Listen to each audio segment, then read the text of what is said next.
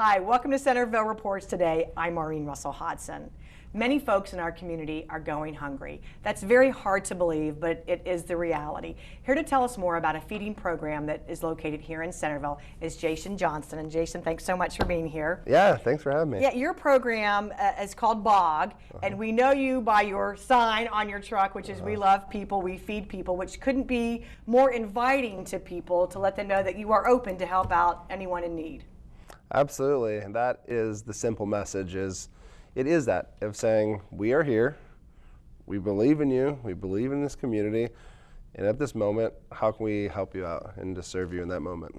And what your program really is all about, feeding the hungry. And not only do you have a program here in Centerville, but how many communities are you reaching out to?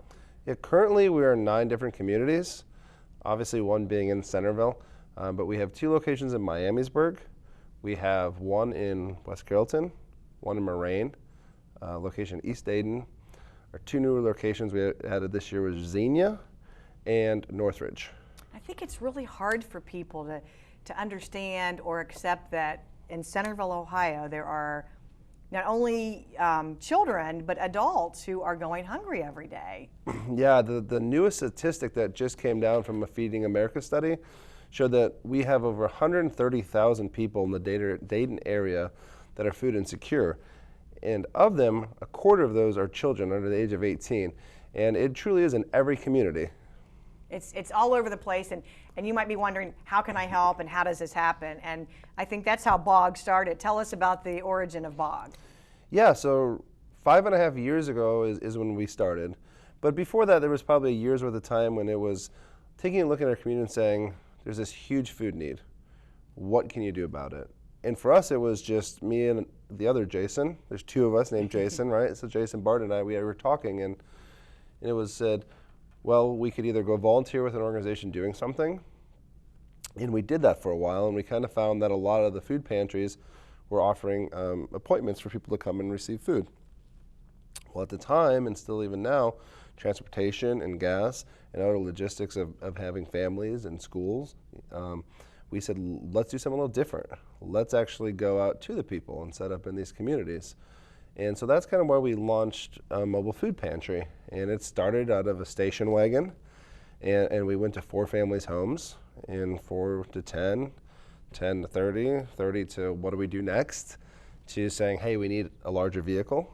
And a very gracious donor said, here's $25,000, go buy a larger vehicle, which at the time was more than we had in a bank account. And it was kind of like, but it was super encouraging where we went and got the truck and we wrapped it, and we went to that simple message of we love people and we feed people, and just started going right to these communities we already were developing relationships in. And as you said, it's a mobile food truck, and you can see it right there. So you're in 9 communities now, and you have a specific date and time that people can find you. And I guess the website is a good place to go to find out where you're going to be in each community. Yeah, for sure. Because our world is evolved around digital and mobile. Yeah. Absolutely, our website is the best place to start. You know, thebog.org, I'm sure you've got it up on the screen. Put it up on the screen. For sure. But we also have a landline there, so even if you don't have access to email, if people are looking for our services, there is a number there, and you can call, and either someone will pick up the phone and we'll give you information on where you can find us, or to leave a message and we'll get back to you as soon as possible. We are a staff of 2, so sometimes it may take us a little bit longer because we're on the field 2 nights a week. But yeah, coming to these neighborhoods that we're in, you said, because we're in the 9 different ones. Yeah. Each location happens once a month. So every Tuesday, Thursday, and the first Saturday of the month, we are in these locations. Okay. So if you're a Centerville resident of our mobile meals program in Centerville, it would be coming once a month. And it would be that same, whether it's the first Tuesday or third Tuesday or fourth Thursday. We're always going to have that consistency of saying we're going to be here at this time and date, and we schedule the whole year out at a time so people know that we are going to be. So you can count on it. If you're part of this program, you can count that you're going to be there no matter what the weather. You can count on the BOG truck will be there to give you a meal. Yeah, and that's funny you say the weather, because in 5.5 years we've had to cancel 1 event because we're going to be there. We know that people are counting on you, right? Yeah, you're expecting us, you're counting on us, and if you need food support, your family and you are still hungry if we don't show up. Yeah. And that's something we're not really okay with. So if we can be there safely, we're there. Okay, and one time in 5 years, not a bad record, so we'll count on We'll it. take it. Yeah.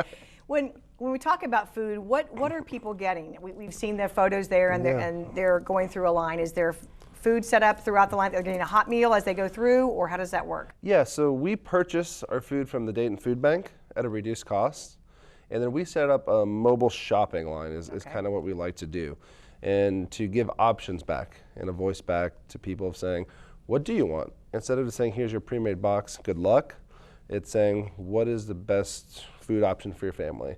Which allows us to stretch those resources to other families that if you don't choose the peanut butter because you don't need it or you don't like it, well then that just allows one more family to get that peanut butter.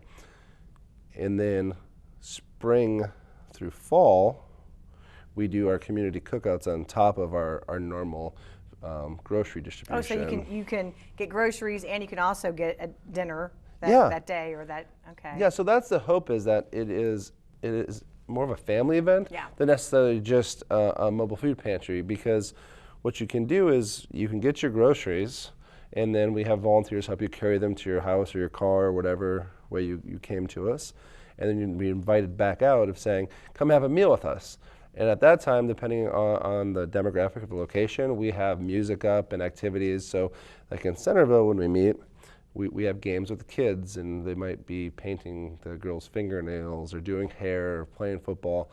And it's a cookout. So it's really an event too. You're getting food, but you're also fellowship and meeting people, and really an event for that evening. And that's the hope. It is total community, it's total fellowship, and we love people, we feed people. We don't want to put a parameter or stereotype of saying who are the people we love and feed, because life is full circle, right? So we're going to be there, and we want your kids to feel like, hey, Bog's coming out, and I'm going to see my friend, and we're going to play a game, and someone's going to invest in me, and maybe mom or dad can take a break and just sit back on a bench and watch their kids play and have a meal and take a moment and not have to worry about the financial burdens of the meal or the time of prepping a meal that night, and yeah, it's just about community development. Who doesn't love a cookout and playing some games on a nice summer evening? Absolutely. And that program extends into the fall? Yes. Okay. It's a spring through fall. Then obviously winter, we take a break from the cookouts, because who has a cookout in the winter, right? I mean, it's just, you're right, Jason. I mean, we may have once or twice, but we actually did it for a while, and then this past year we kind of said, no one really wanted to stand outside any longer than it needed to be. So. Well, and obviously this all comes about because you have to have financial support, and you are hosting a fundraiser coming up, right? Tell us about that. Yeah, so October 16th at Poking Lane South, we are doing our third annual Bog Bowl.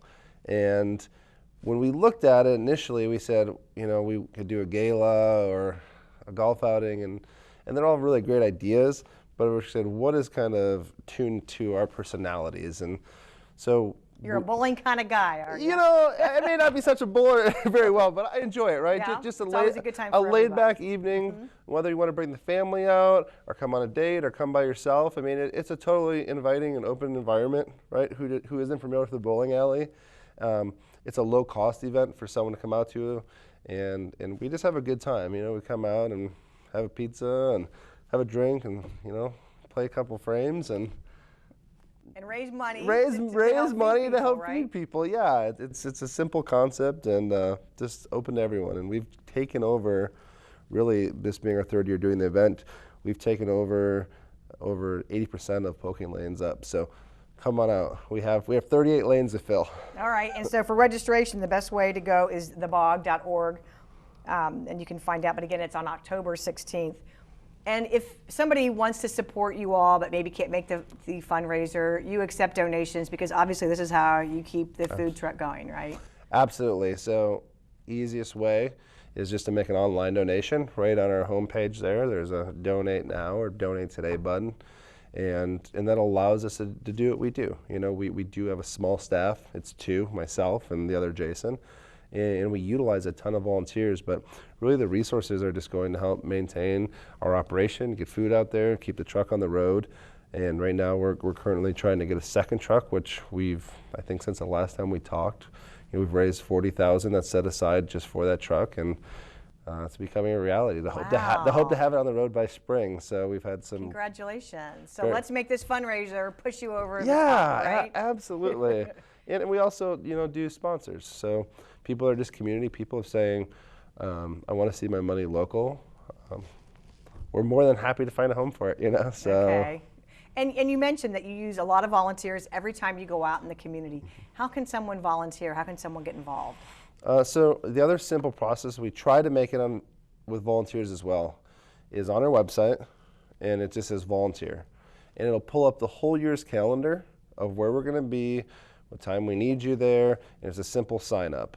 And what type of time commitment would you be asking for if you say you want to go and help with one of these events? Max 2.5 hours. Oh, okay. It's very reasonable too then. Yeah, so right now we have about 450 volunteers a month. Oh my goodness. And really spring through fall we need more because of the cookouts and the activities.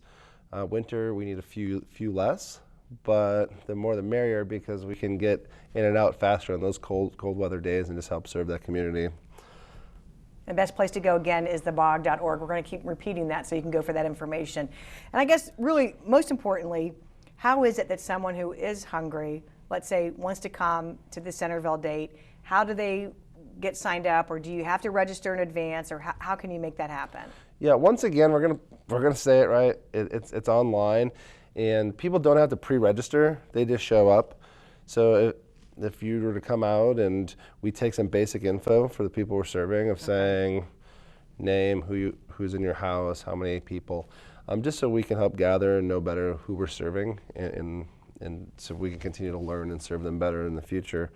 But there's no registration. It's just come on out. No type of qualifying type information? Nope. If you need food, we're going to get you food. That's what we're about. Okay. And again, in Centerville, tell us the location and dates. Can you think of it off the top of your head? Dates I can't because we're all over, but we're typically Chevy Chase Apartments. Okay. So, but we're hoping to add another location somewhere here close. Still top secret. And if you wanted to, top secret. we're still working through all the behind the scenes things. You have to come back and reveal that secret. Because the one thing is people, we do sometimes get a lot of calls of people saying, can you come set up here, can you come set up there? There's a lot of work that goes behind the scenes and making sure that our community partners are involved in just knowing that all pieces are laid out before. We don't just show up random and pass out food. We want to make sure that we truly are an asset to the city and to the people we're serving. And if you wanted to volunteer, is there a certain age limit? Do you have to be at least 16, 18, 14, any age? Nope. If you are under 18 and with a parent, come on out. Okay. Our youngest volunteer is 3 years old. Okay. And I believe our oldest is about 85. So it's very family oriented. Yeah, there's something always for you, yes. So whether it's passing out food or helping unload or load the truck or running the grill or just hanging out with someone. I mean, that's kind of a big thing too. It's just being in fellowship, getting to know your neighbor and being present. So really the food just happens to be a secondary thing. It really sounds like it's the community that you're building that really is paramount during these events. Absolutely, that is the main focus is the people. Food is something we all need. Yeah. And we want to help in those times that people are needing it without a doubt.